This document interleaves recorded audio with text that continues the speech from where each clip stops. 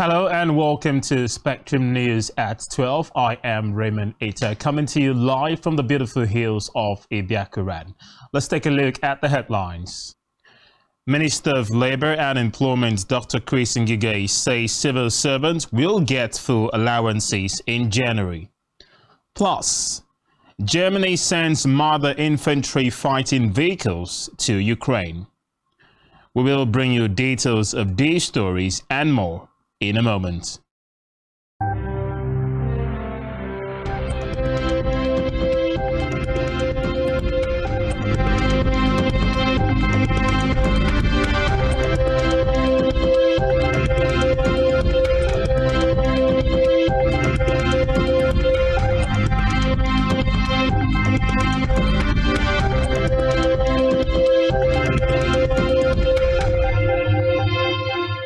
Reports that the Nigerian Upstream Petroleum Regulatory Commission, the NUPRC, has issued a 7-day ultimatum for all lease and license holders operating in Nigeria's oil and gas sector to disclose the real owners of their companies.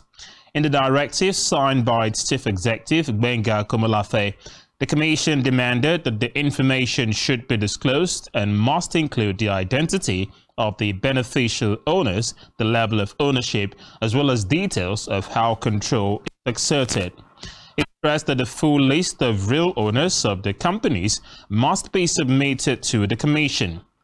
The move came on the heels of the recent release of a beneficiary ownership register by the Nigerian Extractive Industry Transparency Initiative and the Corporate Affairs Commission.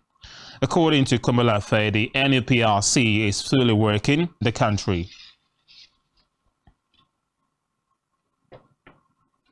Meanwhile, the governors of the 28 states who are leaving office on May 29th or running for re-election have piled up about 5.8 trillion naira subnational debt amid an economic crunch. The debt figures were based on analysis of the subnational debt report by the Debt Management Office. The governors include Muhammad Yahaya of Gombe, Babagana Zulum of Borno, Abdullahi Sule, Nasarawa, Sheyi Makinde of Oyo, May Buni of Yobe, Bello Matawale of Zamfara, Babajide Shonwalu of Lagos, Amadu Fintiri Adamawa, Dapo Biodun of Ogun, Bala Mohammed Bauchi, and Abdurrahman Abdurrazak of Kwara State, among others. The subnational debts have been classified into domestic borrowings from local creditors and external borrowings from foreign or international creditors like the World Bank. The domestic and external debts published on the DMO's website were as of September 30th and June 30th, 2022, respectively. Well, according to 15 billion naira, based on the exchange rate of the Central Bank of Nigeria of 449.53 naira to a dollar.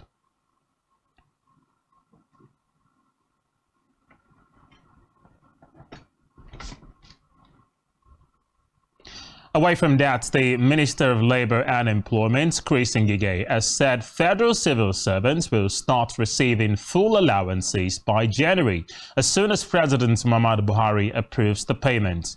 Ngige disclosed this while fielding questions from journalists, noting that the idea of paying the allowances to federal civil servants was mooted as part of measures to cushion the effect of the current economic hardship in the country.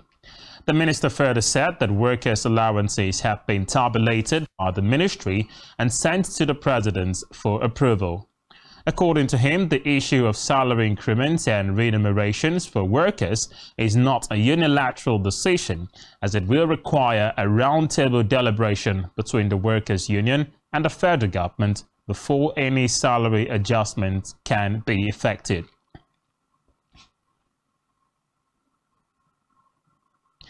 In the meantime, the chairman, governing board of the Niger Delta Development Commission, NDDC, Loretta Noche, has decried the level of underdevelopment in the Niger Delta area, despite the huge funds allocated to the interventionist agency over the years. She said the NDDC is a shame to the region and the country at large, noting that monies earmarked for development of the crude oil and gas-rich area are being fretted away to Abuja, Lagos and overseas, while the people of the region live in abject poverty. Onoche stated this shortly after resuming office in Port Harcourt, Rivers State, following the handover by the immediate past acting managing director of the NDDC, Emmanuel Ofabora, at the Commission's headquarters.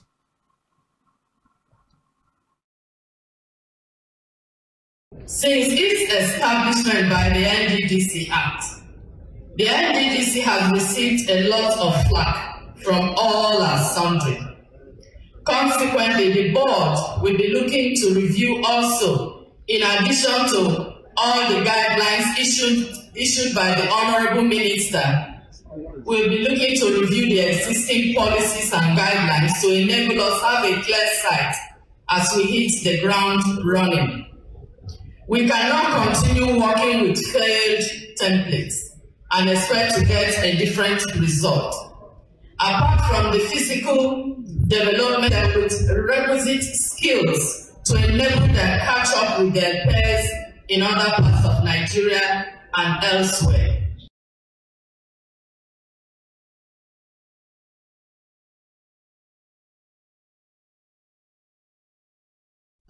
Electoral matters now. The Independent National Electoral Commission, INEC, has commenced the trial run of the newly acquired Bimodal Voters Accreditation System BVAS in Plateau State ahead of the forthcoming elections.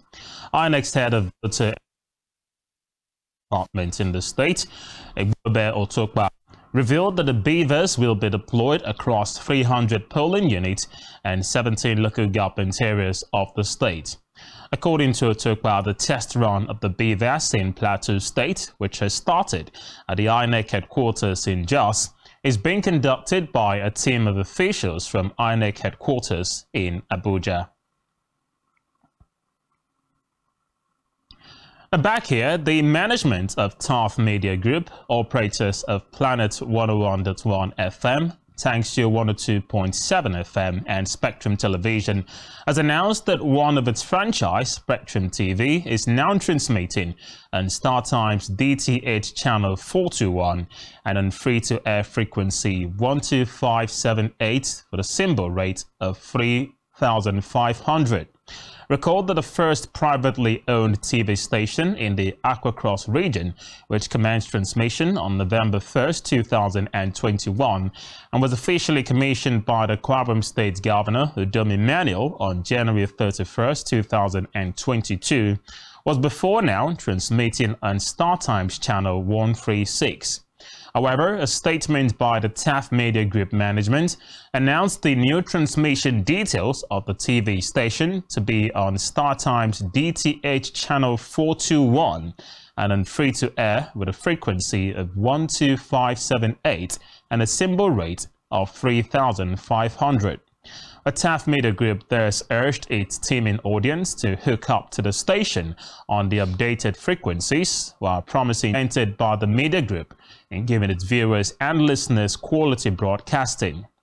The statement further noted that Spectrum TV, also the first privately owned TV station in the Aquacross region, promises to be a one-of-a-kind medium that will afford its teaming viewers impeccable content, thus broadening their horizon and affording them an all-new unique option for information dissemination.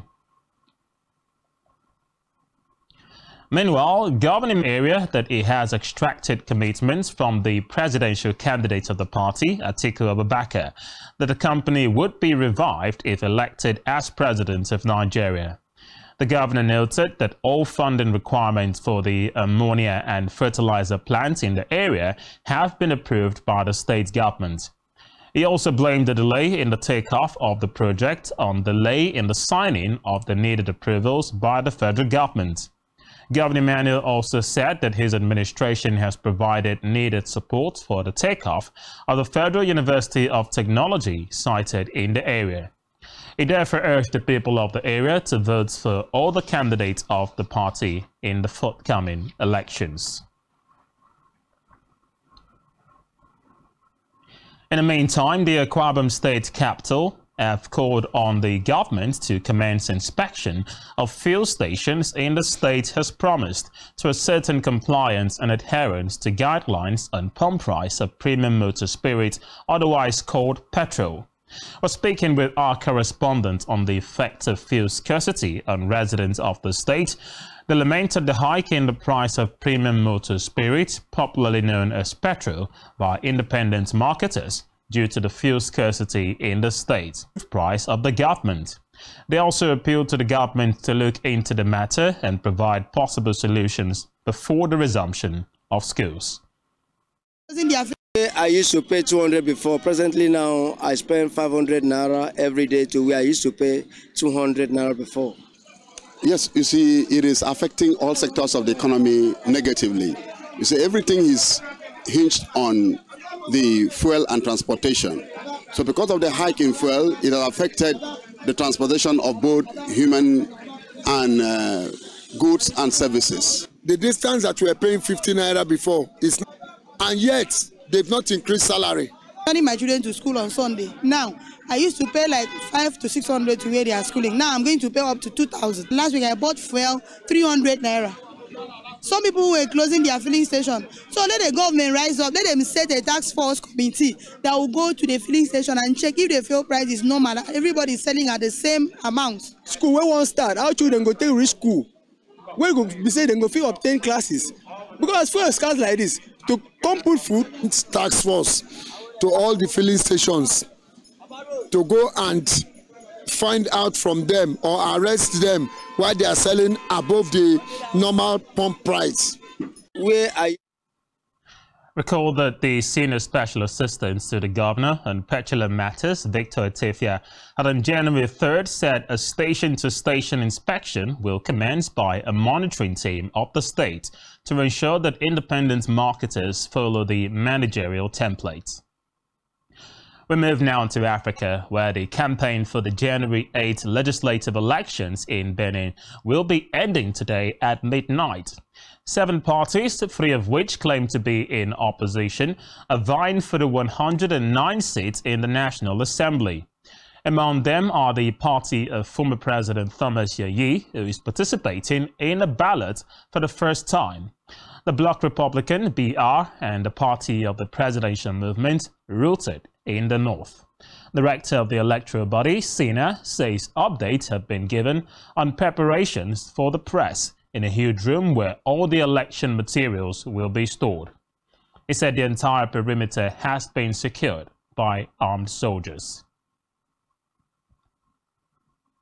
Still in Africa, Senegalese authorities have banned a demonstration planned in Dakar by opposition parties, denouncing irregulars. Fund financed by the Senegalese state and donors is worth 1.5 billion euros, of which more than 740 billion CFA francs, worth more than 1.5 billion euros, have been officially spent, according to a report from the Court of Auditors in Senegal.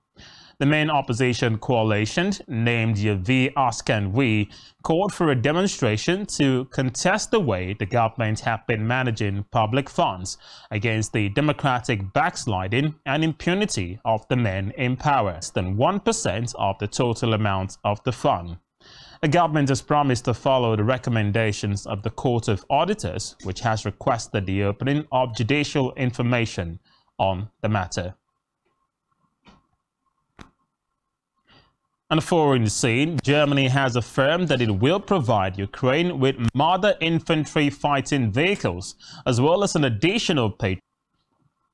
Well, according to Haber, the infantry fighting vehicle, which has been in use by the German military since the early 1970s, the German military is in the process of phasing the vehicle out.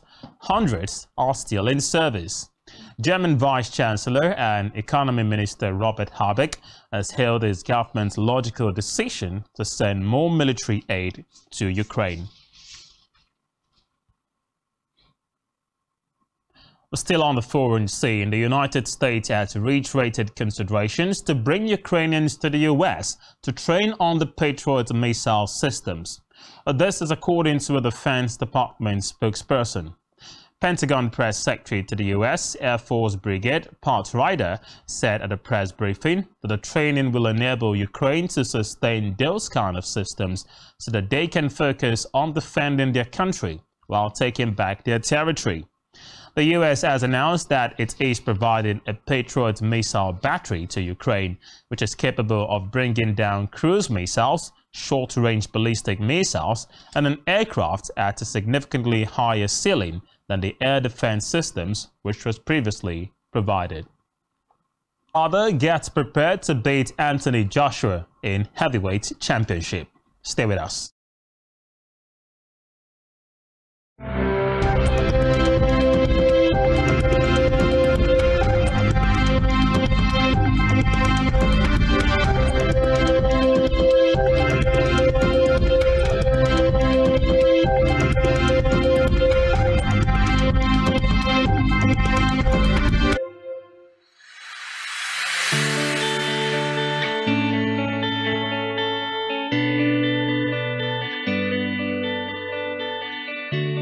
Every day, we bring you up-to-date information on topical issues affecting the common Nigerian, from issues on politics,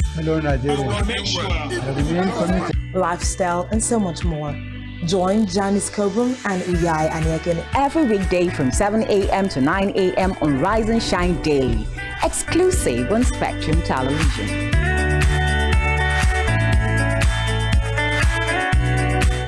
One truth not often told is about the transformation that Africa has undergone in recent decades. Africa is shaping its own destiny and should be referred to as the African opportunity. On Spotlight Africa, we paint the African picture the African way, laced with truth, detail, and the color of the African continent. Join Uyai Anyeken every Tuesday and Thursdays at 4:30 p.m. Spotlight Africa, telling the African story.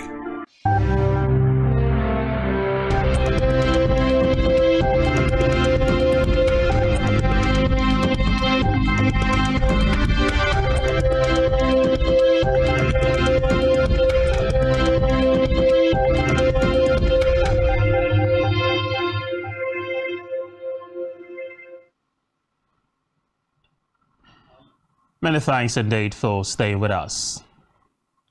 On our business news, the Nigerian Association of Chambers of Commerce, Industry, Mines and Agriculture, NASIMA, has called on the federal government to review policies that suffocated business establishments last year. President of the association, John Udiagbala, stated this in his New Year message, where he noted that 2022 was a year with significant economic complications marked by a post-COVID-19 recovery and the lingering Russia-Ukraine war that is added to the spiraling global inflation.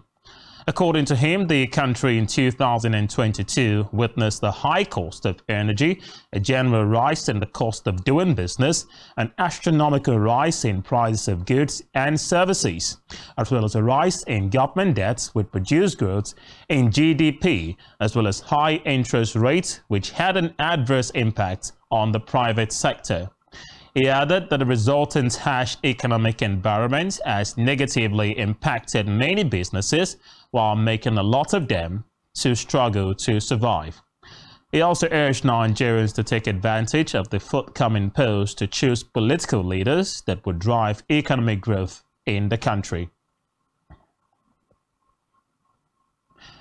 Meanwhile, the Nigeria Employers Consultative Association, NECA, of NECA Adewale Oyerinde, during a recent media parley in Lagos, said business must have critical inputs in the context of raw materials, finance, and a stable environment for growth.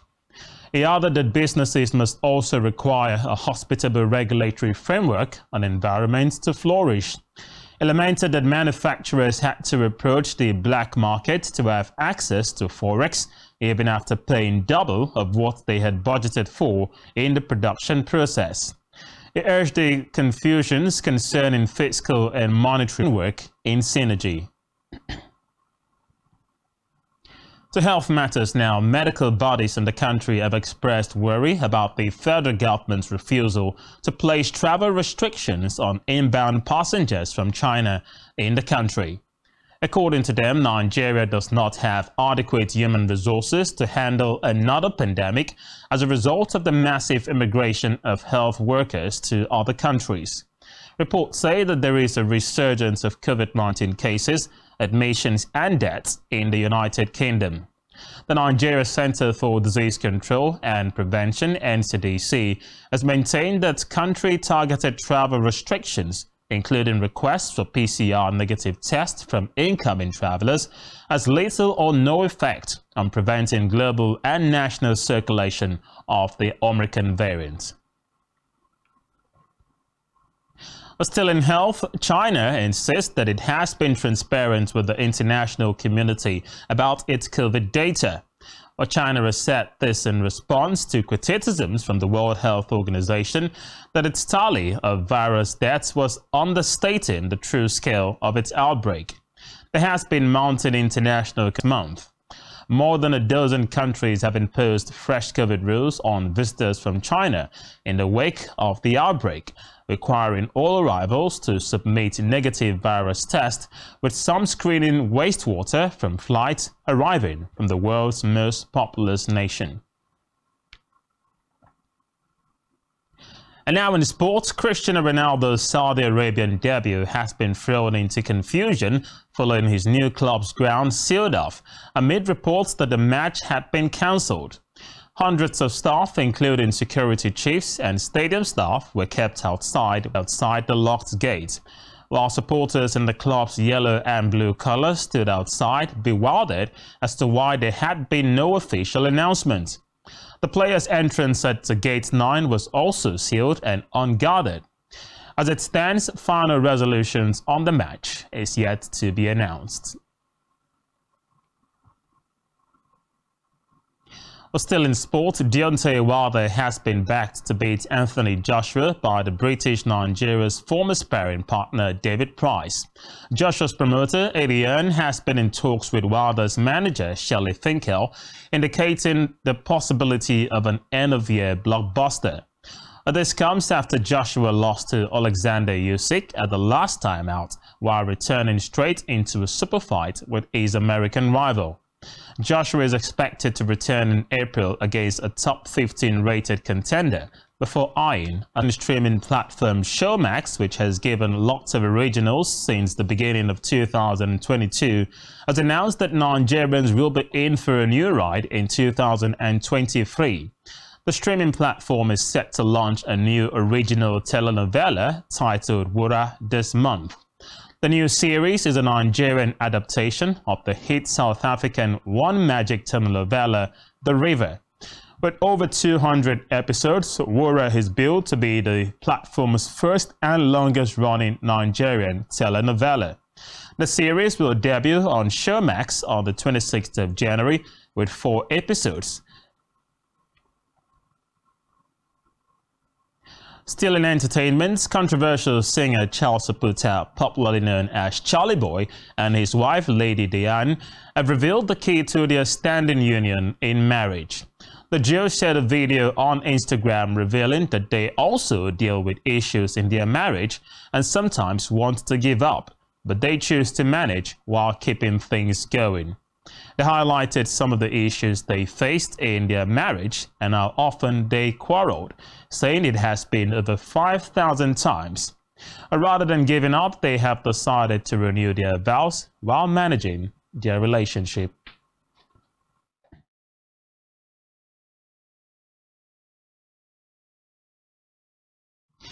And that's all we have time for on the news at 12. Many thanks for joining us. Do ensure to follow us on all our social media platforms and subscribe to our YouTube channel, all of which you can find on our website at spectrumtv.ng. Don't forget, you can also catch us on StarTimes channel 421 for more. It's been the news at 12. I am Raymond Ita. Thank you for watching and bye for now.